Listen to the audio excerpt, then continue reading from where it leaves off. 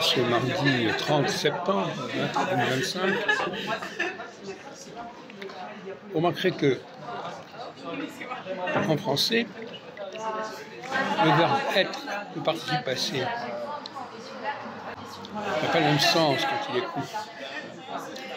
Il est précédé d'un suffixe avoir, et d'un préfixe avoir et d'un préfixe être. J'ai mangé, c'est un acte actif. La pomme a été mangée, c'est un acte passif. Donc le participe sert à la fois le passé et le passif. Alors d'autres réflexions. En français, on a un usage très particulier des formes préfixales peu et pas. Je n'ai pas mangé, j'ai peu mangé. Le peu est intéressant parce que peu, c'est un intermédiaire entre je n'ai pas mangé et j'ai beaucoup mangé. C'est un point triangulaire, comme je le dis d'habitude. Et cet usage n'a pas été exporté à ma connaissance.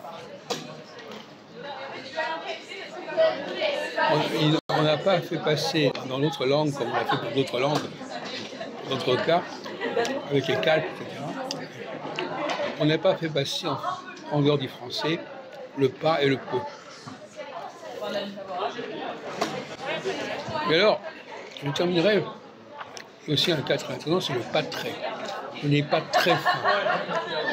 C'est aussi quelque chose qui n'est pas évident en dehors du français. Enfin, c'est à vérifier. Alors, je voudrais terminer cette petite vidéo en revenant sur la fameuse question de la négation. Alors, il y a deux façons de dire quelque chose, deux façons de nier quelque chose, soit de faire précéder par un préfixe négatif, improbable, impossible, ou bien de faire précéder une négation forte.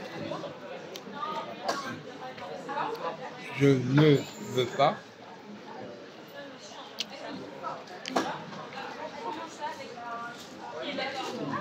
Mais dans d'autres cas, on a tout simplement des mots qui sont différents, mais qui sont considérés comme opposés.